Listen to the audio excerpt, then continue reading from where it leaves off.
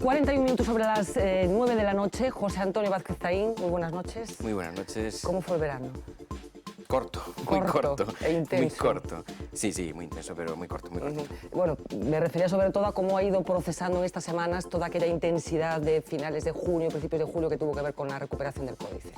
Bien, intentando poner los pies en el suelo de nuevo para pues, intentar enfocar un poco toda esa información que se nos viene encima y no perder la comba del procedimiento, no perder la comba. Bueno, vamos a recordar un poco qué pasó en aquellas semanas. José Antonio Vázquez Taín, como saben, juez de instrucción en Santiago, fue el responsable de esa investigación que condujo a la recuperación del Códice Calixtino en una peripecia comentada una y mil veces, con muchas derivas, que fue objeto de muchos comentarios. Creo que algunos le molestaron particularmente al juez, hablaremos enseguida de eso, pero vamos a recordar algunas de las claves de este episodio que, como decíamos, fue absoluto protagonista no solamente aquí en España, sino en muchos otros países de nuestro entorno.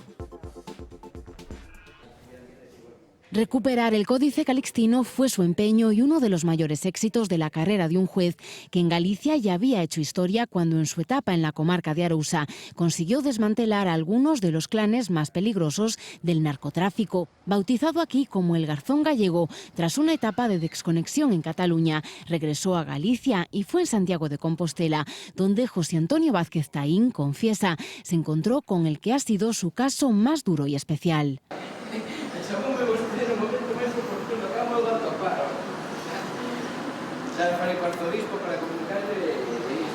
Esta conversación telefónica captada por las cámaras dejó que conociéramos la emoción de quien por fin ponía un punto y final a una investigación llena de luces y sombras que se extendió durante casi un año.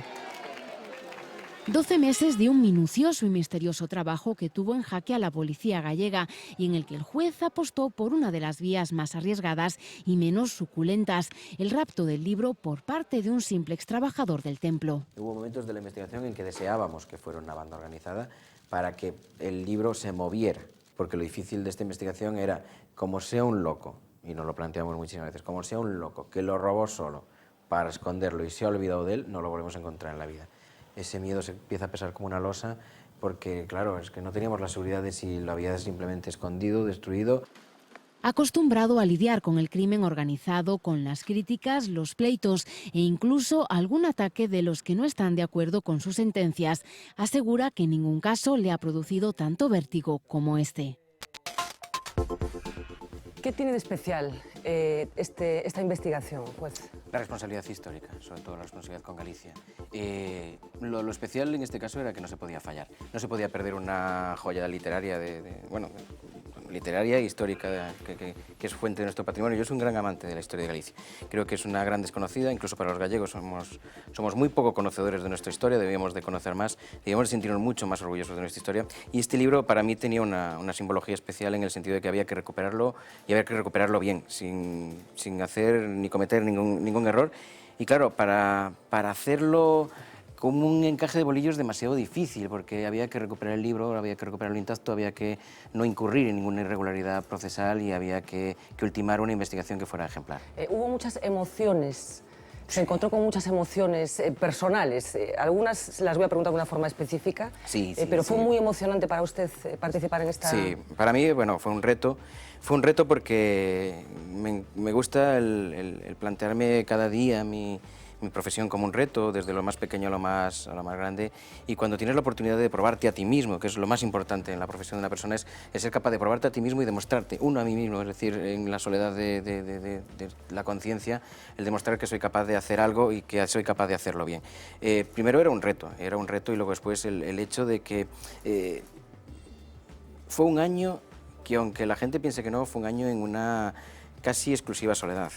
Estábamos Antonio Telorio, estaba Antonio Roma, el fiscal, estábamos 3 personas, 4 en una muy exclusiva soledad, porque la gente estaba más pendiente, y es cierto, estaba un poco más pendiente de vender la noticia, de vender noticias o de vender conocimientos más o menos aproximados de lo que se estaba haciendo que realmente de lo que a nosotros nos preocupaba. Recuerdo, y además estos días estuve rememorándolo, recuerdo la primera reunión en la que les comenté a los policías: yo acabo de llegar, no tengo ninguna prisa y los próximos 5 años son los justos o necesarios para que esto se haga y se haga bien.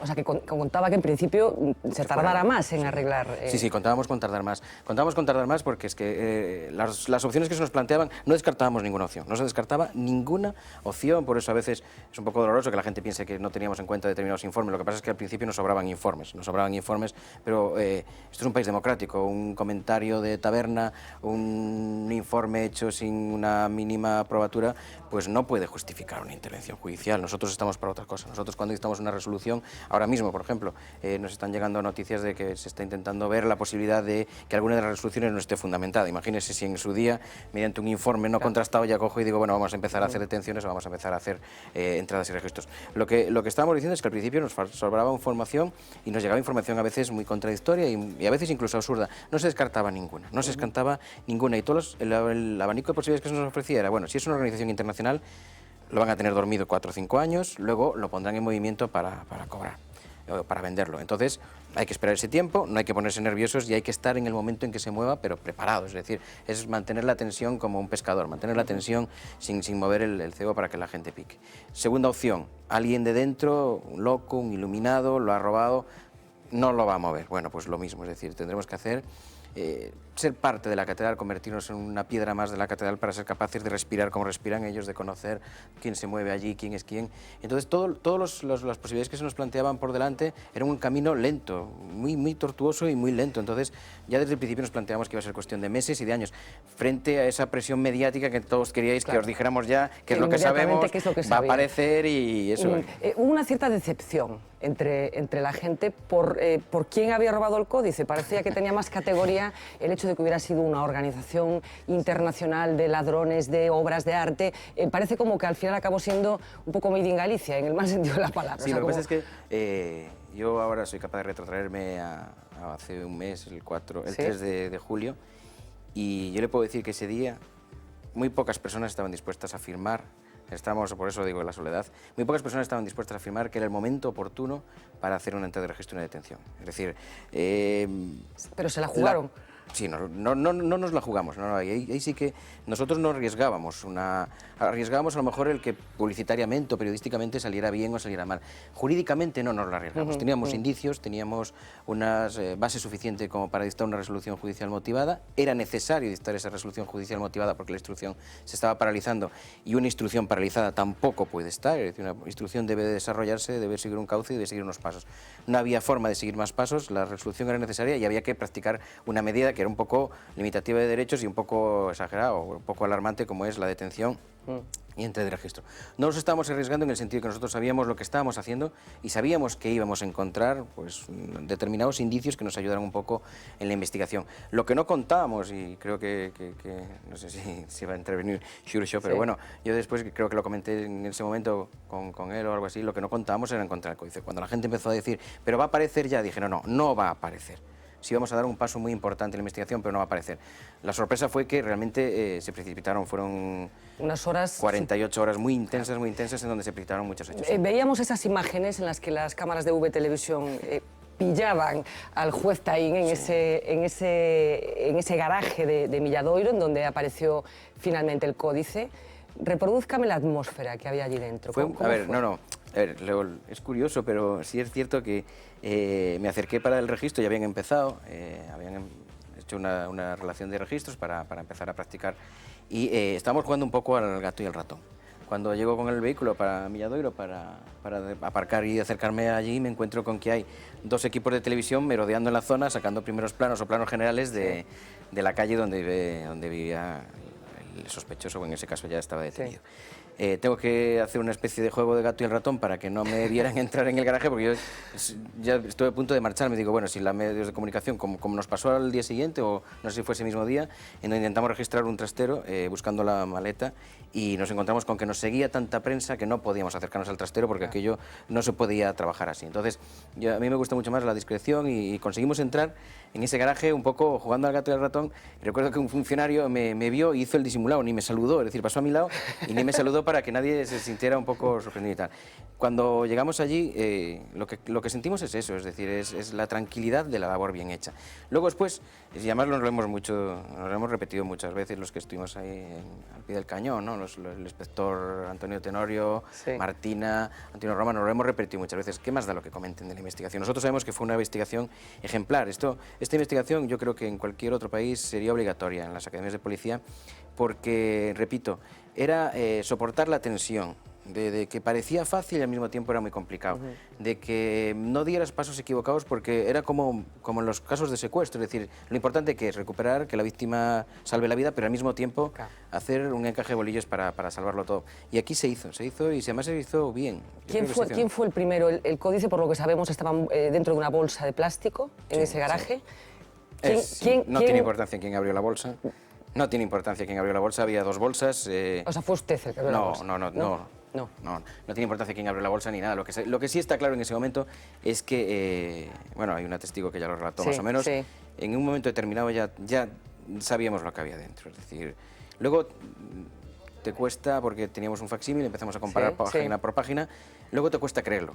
Pero saber que está allí, sí, porque es que cuando llevas un año en una instrucción tan minuciosa como esta, llegamos a saber cómo respiraba el sospechoso, llegamos a saber cómo era, llegamos a saber tantas cosas de él que un indicio que estaba allí, que a lo mejor jurídicamente no tiene mucha relevancia, pero para nosotros sí, tan pronto como vimos algo, ya dijimos, está aquí y tiene que estar ahí. Entonces, hablamos de emoción porque ese testigo de lo que habla lo contó ese día cuando acabó todo ese registro. Creo que hubo lágrimas incluso, ¿no? Que la emoción se manifestó de una forma evidente entre ustedes. Es decir, allí, los que estábamos allí nos emocionamos muchísimo, yo me sigo emocionando cuando lo recuerdo. Es una persona que se emociona con mucha facilidad y nos emocionamos muchísimo porque es eso. Primero pensábamos que habíamos recuperado algo importante, que habíamos recuperado, yo lo sentía como gallego, que habíamos recuperado algo muy importante para Galicia, pero al mismo tiempo es esa liberación de decir, bueno, que por fin ya no sentimos esa presión, ¿no?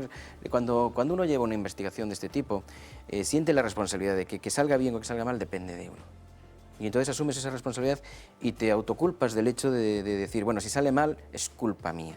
Y así lo habíamos asumido y así se lo había dicho yo en el momento del lunes cuando fue la reunión y dije, mire, no se preocupe, si sale mal asumo la responsabilidad y no pasa nada. Esa responsabilidad, cuando te liberas de ella, relaja muchísimo. Supongo que muchísimo. Ha mencionado en varias ocasiones a dos personas concretas, Antonio Tenorio, jefe de la Brigada de Patrimonio de la Policía, y Antonio Roma, fiscal especialista en patrimonio. Sí. Supongo que una investigación de esta naturaleza acaba estrechando mucho, se acaban estableciendo unos lazos muy intensos entre la gente que participa, ¿no? Yo ya lo he comentado más veces. A mí, claro, cuando estábamos todavía en caliente esos días, me preguntaban ¿qué queda de esto? Yo recuerdo que alguien me dijo, ¿qué te quedará de esto? Y yo dije, la amistad de Antonio Tenorio, es decir, lo tengo por la experiencia de Villagarcía, yo ahora sigo encontrándome recientemente en Andorra, pues el jefe, el responsable de la seguridad de la embajada fue una persona que trabajó conmigo en Villagarcía en operativos de la Unión, de la UCO, de la Unidad Central Operativa de la Guardia Civil, y pues ahora lo sigues encontrando por ahí y todo eso. Lo que me queda es eso, me queda la amistad y me queda la sensación de trabajo bien hecho. Sí une, pero además, en este caso concreto había un plus, que era la necesidad de seguridad, es decir, nos retroalimentábamos porque no era nada fácil saber si el libro iba a aparecer, saber si íbamos a ser capaces de llegar al final, y nos retroalimentábamos cuando nos mirábamos los tres y, bueno, en mi caso seguro, ellos no lo dudo, cuando yo veía a Antonio Tenorio y veía a Antonio Roma, yo decía, con estos profesionales seguro que llegamos a buen término. Bueno, ha salido el nombre de Xurxo. Xurxo es Xurxo Melchor, compañero de La Voz de Galicia, al que seguro que han leído en las últimas semanas porque ha estado siguiendo fielmente todo lo que tiene que ver con el Códice Calistino, con su recuperación. Xurxo está en la delegación de Santiago de V Televisión y de La Voz de Galicia. Xurxo, muy buenas noches. Hola, ¿qué tal? Buenas noches. Buenas noches. Tengo aquí al juez Taín a tu disposición para que lo acribilles con lo que quieras. Yo creo que una vez que ha aparecido el Códice Calistino y que todo parece claro en esa investigación, lo fundamental ahora es saber cómo está la investigación del dinero, de los casi 2 millones de euros que se han encontrado en las propiedades del detenido. Entonces yo quisiera saber primero cómo está esa investigación y también saber si además si hay más de lo que se sabía, ¿no? Si hay más robo en la catedral del que sabemos, ¿no?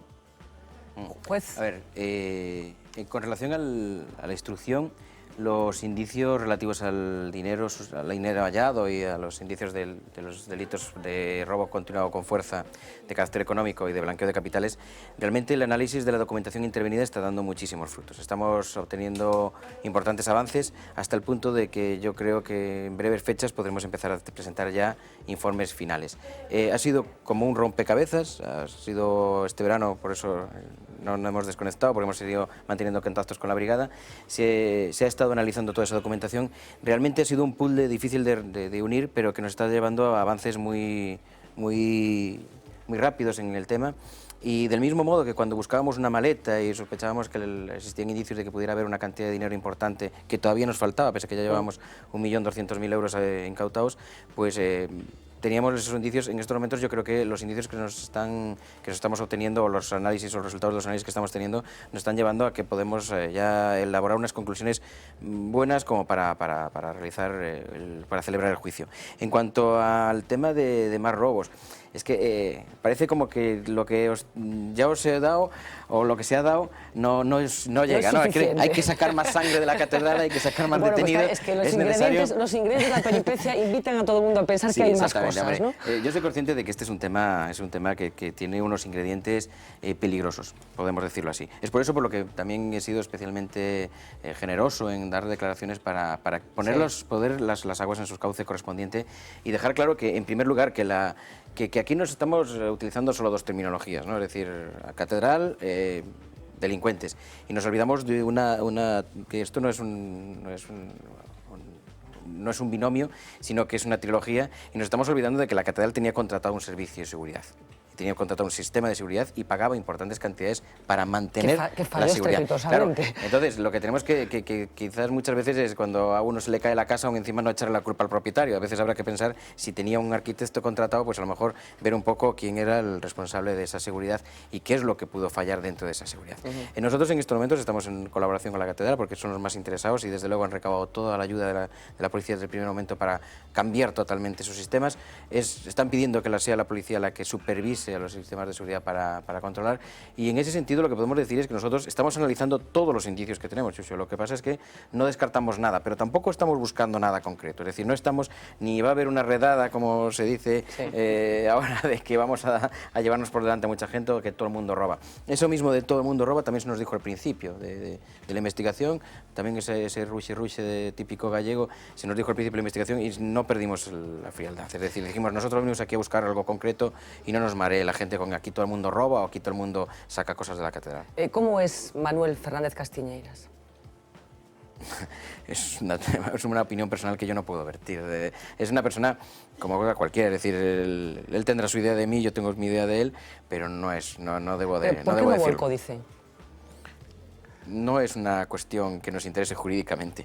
La razón por la que robó el códice, esa motivación no va a tener consecuencias jurídicas. Luego nosotros no vamos a intentar determinar eso. Estamos intentando determinar si lo robó forzando una cerradura o si lo robó aprovechando un descuido. Estamos intentando determinar si el robo del dinero fue continuado, en qué fecha se produjo, en qué cantidades y de dónde robó el dinero y cómo accedía a ese lugar. Porque eso sí tiene consecuencias jurídicas.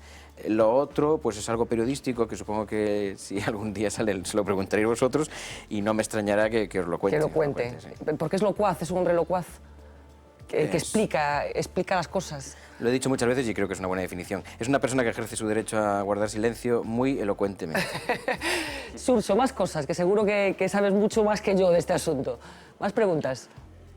No, a mí me gustaría incidir en el tema del dinero, porque no es que nosotros queramos saber más, ¿no? Pero la Iglesia ha estado una década sin denunciar robos de dinero, cuando ahora se está acusando a una persona de que hay 2 millones de euros robados y se le quieren volver a entregar a la Iglesia. Y yo quiero que hay una pregunta fundamental. ¿Por qué Manuel Fernández tenía llave de la caja fuerte de la catedral? ¿Por qué la tenía? A ver, cuando hablamos de la Iglesia, tenemos que, y eso fue una labor que hicimos cuando empezamos esta instrucción, tenemos que primero conocer la Iglesia. Estamos hablando de una religión, estamos hablando de una religión que tiene una bicefalia, por una parte lo que es las creencias religiosas y por otra parte lo que es la administración de la Iglesia. En algunas partes la unión es tan íntima que es muy difícil notar la diferencia entre una cosa y otra. En la iglesia compostelana, el Cabildo compostelano, como es normal, maneja una cantidad bastante importante de dinero, no por el hecho de que tenga donativos cuantiosos o por una circunstancia especial, no, simplemente porque, bueno, pues que la catedral presta unos servicios, la catedral tiene unos ingresos, tiene unos museos, tiene un movimiento diario de peregrinos bastante importante. Lo que es curioso de todo esto es que vaya por delante por decir que la catedral, los años que no son santos, es deficitaria. Aunque parezca sorprendente, los años que no son santos es deficitaria, y con lo que recauda en donativos de extra durante los años santos, entonces compensa ese déficit. Lo que ocurre es que la catedral maneja cantidades ingentes de dinero porque la catedral tiene contratados, y cualquier persona que vaya a un oficio de la catedral comprobará que tiene entre guías, entre agentes de seguridad, entre personas que cuidan la catedral, que la limpian, que la reparan, entre personas que la restauran. Ahora mismo se está afrontando una restauración del Pórtico de la Gloria, cuyo costo ronda los 8 millones de euros entre estudios y reparaciones. Y claro, estamos hablando de algo que se maneja en cifras millonarias, estamos hablando de millones de euros. Los gastos de la catedral, pues el gasto de luz mensual creo que rondaba los 8.000 euros o algo así, es un gasto ingente. Entonces, en ese flujo, la catedral, pues por una idiosincrasia propia de otras épocas, pues basaba más el movimiento de dinero en la confianza que en la contabilidad. Y alguien que lo conociera desde dentro, pues sabe, mire, si aquí hay un descontrol, se puede robar, y eso fue el problema, y por eso los cambios desde el año 2010 hasta hoy se han estado produciendo importantes cambios dentro de la administración de la catedral, porque era posible robar importantes cantidades de dinero sin que se notara. Es decir, no es que la catedral no tuviera un control, tampoco tiene dinero negro, ¿eh? Es que hay una cuestión que también me gustaría aclarar, porque la catedral no maneja dinero negro, la catedral no tributa, que es distinto, pero todo su dinero va al banco y allí es donde lo contabilizan. La persona que sabía que esto era así, es decir, la persona que sabía que el dinero de la catedral, mientras estaba en la caja fuerte, mientras estaba en la administración, no se contabilizaba, simplemente se manejaba, y hasta que se llegaba al banco no se contabilizaba, pues era la que sabía que, bueno, se podía, en una cantidad de 100.000 euros se pueden robar 10.000 sin que nadie lo note. Bueno, Xurxo coincidió con el juez Taín en Vilagarcía, creo que coincidiste, sí, si no me equivoco. Xurxo era delegado de La Voz en Vilagarcía y el juez Taín estaba entonces desempeñando sus funciones profesionales en esa plaza. Xurxo, esta investigación, o sea, este trabajo periodístico en concreto que tú has realizado en relación con la recuperación del códice, ¿ha sido particular? ¿De qué manera ha estado imbuido de la personalidad del juez Taín? Hombre, yo cuando entrevisté al juez Taín, lo primero que le dije fue que si fuese el ladrón del códice lo devolvería, porque yo estaba convencido de que lo iba a encontrar. La verdad es que no estaba, me sorprendió que lo encontrara tan rápido, pero bueno, el juez Taín en su paso por Vilagarcía tuvo una actuación ejemplar, tanto en el esfuerzo como en el resultado, y yo creo que esta investigación es muy suya, ¿no? Un reto casi imposible que de repente parece demasiado fácil y realmente no lo es, ¿no? Le molestaron muchas cosas, juez Taín.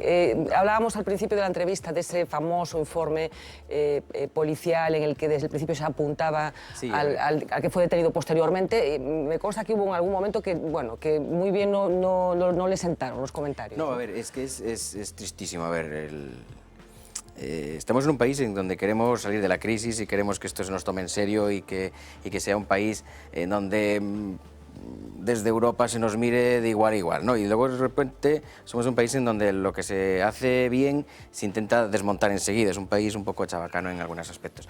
Es sorprendente el hecho de que de repente salga una queja diciendo es que no se va a corresponder, porque bueno, la reivindicación en concreto era que no se está contando a la hora de repartir las medallas con determinado informe. Bueno, es que nadie estaba pensando en repartir medallas, es decir, estamos pensando en acabar un trabajo y ya llegará el momento de repartir o lo que sea, si es que a ello hay lugar.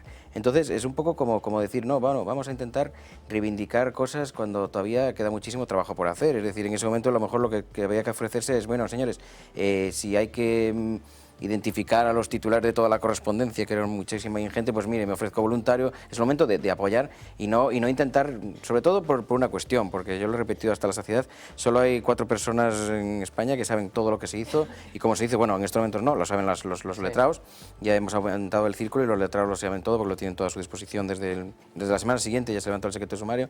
Y lo que a mí me gustaría es un poco, era eso, es decir, vamos a intentar dar seriedad al tema, es decir, sé que lo que estábamos hablando, estando por el medio de la Iglesia, estando por el medio dinero, estando por el medio un personaje como Manuel, estando por el medio todo esto, es un poco las ganas de hacer una titiritada y convertir todo esto en un teatro, ¿no? Pero no sería justo con las personas que hicieron horas y horas, día tras día, en la Catedral de Santiago, en el entorno de la Catedral de Santiago, primero, intentando pasar desapercibido, lo cual es muy difícil. Es decir, toda la investigación se basó en crear una trampa en donde nosotros pudiéramos detectar lo que pasaba allí dentro sin que los que estaban allí dentro dejaran de respirar. Y claro, luego teníamos el problema de que cada vez que se hacía un artículo de prensa, pues se asustaba, la gente dejaba de comportarse normalmente y teníamos que volver a empezar a hacer muchas veces. Y todo ese trabajo fue ingente. ¿Cuántos sospechosos llegó a haber? Muchos. Decenas. Sí, en un primer momento nosotros no descartamos ninguna posibilidad. Es que si ahora nos retrotraemos en el tiempo, claro, todo el mundo, toro pasado, todo el mundo es muy torero, pero yo estoy seguro que si ahora mismo volvemos a la parte inicial, el 90% de la gente no hubiera apostado por Manolo. Y de hecho, al principio no era nuestro principal sospechoso y no se hubiera apostado por él. Al final, la conclusión era, ¿por qué llegamos ahí? Pues el razonamiento, y el día que se celebre el juicio se podrá leer. Hay el auto de entrada y registro, que yo creo que está un poco condensado, todos los razonamientos que nos llegaban a confiar en que esa persona hubiera sido el autor, pero lo que estábamos buscando es un poco eso, el dar pasos. No sabíamos ni siquiera si íbamos a encontrar el códice, porque tal como se hizo, tal como se realizó el hecho, era prácticamente imposible llegar a saber dónde estaba el libro. De hecho, estamos seguros, y así se demuestra en el hecho de que no están acusados de ello, que ni la mujer ni el hijo sabían ni que lo había robado, y mucho menos, una vez que ya fueron conscientes de lo que había robado, nos pudieron ayudar en decir dónde lo podría tener. Porque no lo sabían. Bueno, estamos acabando ya, Xurxo. No sé si quieres plantearle una última cuestión al juez Taín. Que está muy serio, Xurxo. Está muy serio, sí. No, estoy serio. Perdonad. No, simplemente quería decirle que, bueno, que algo me dice que esta historia va a tener más interés. No. Que el juez no puede contarlo, Xurxo, pero que... sabe, pero el juez no puede contarlo, pero tú a lo mejor sí. Hombre, esperemos poder leerlo en la voz de Todavía Galicia. vamos a leer muchas cosas en la voz de Galicia, sorprendentes, a la altura de todo el relato. Yo estoy convencido de que la historia tiene más intríngulis, como se dice. Yo estoy convencido de que la investigación va a demostrar pues que ha habido más delitos en la catedral referentes a esa sustracción de dinero, y quizás no lleguemos a conocer todo lo que ha rodeado esa circunstancia, porque con la Iglesia hemos topado también, pero bueno, que algo más habrá. Nosotros cumpliremos con lo que nos manden las leyes y seguiremos en la instrucción en los términos estrictos que nos manden las leyes. Bueno, en cualquier caso, Suso, vamos a estar pendientísimos lo que escribas a partir de ahora en La Voz de Galicia en relación con este asunto, porque nos has dejado con los dientes un poco largos. Tengo la impresión de que sabes mucho más de lo que estás contando. Gracias, Suso, por acompañarnos esta noche y ayudarnos a hacer esta entrevista al juez Taín. Buenas noches. El códice, ¿dónde le gustaría verlo? ¿Es buen sitio la catedral? Porque se ha hablado de esa exposición de la Ciudad de la Cultura. ¿Se puede convertir en una oportunidad esto que ha sucedido para que mucha gente que no conocía el códice sepa lo que es el códice? Cuando al principio hacías referencia antes a ese enfado de determinados enfrentamientos o determinadas comentarios despectivos respecto a la instrucción, yo recuerdo que comenté todo lo que pude, el hecho de, bueno, dejémonos de hablar de la instrucción, dejémonos de hablar de si Manolo cantaba Eurovisión o no cantaba Eurovisión, y vamos a centrarnos un poco en lo importante. Es decir, cuando asumí la responsabilidad y sentí la responsabilidad del códice es por la joya literaria que tenemos aquí.